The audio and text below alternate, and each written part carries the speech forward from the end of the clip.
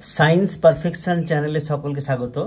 आज के आमरा एकटी गाणितिक समस्यार समाधान करब।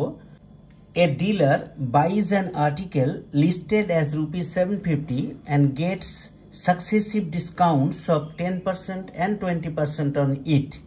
He spends ₹100 for transportation.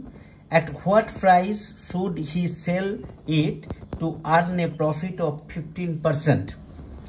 একটি বস্তুর লিখিত মূল্য 750 টাকা। একজন ডিলার পরপর 10% এবং 20% ছাড় পেয়ে বস্তুটি কেনেন। বস্তুটি পরিবহনের জন্য তিনি 100 টাকা খরচ করেন।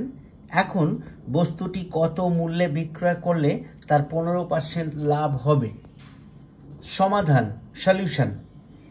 750 টাকা লিখিত মূল্যের উপর পরপর 10% ও 20% ছাড় পেলে বস্তুটির ক্রয় মূল্য হয় 750 ইন্টু 90/100, যেখানে 10% ছাড় পাওয়া গেছে, ইন্টু 80/100, যেখানে 20% ছাড় পাওয়া গেছে।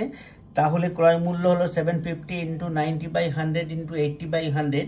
এটাকে কাটলে পেয়ে যাব 540। 750 টাকার জিনিসটা 540 টাকায় পাওয়া গেল। পরিবহন খরচ ক্রয় মূল্যের সাথে যোগ করতে হবে। যেহেতু তিনি পরিবহন খরচ 100 টাকা খরচ করেছেন, তাহলে এটা এই ক্রয় মূল্যের সঙ্গে যুক্ত হবে। অর্থাৎ এক্ষেত্রে মোট ক্রয় মূল্য হবে 540 এর সাথে 100 টাকা, 540 প্লাস 100 ইজ ইকুয়াল টু 640। 15% লাভ করতে হলে বস্তুটির বিক্রয় মূল্য হবে 640 প্লাস 640 ইন্টু 15/100।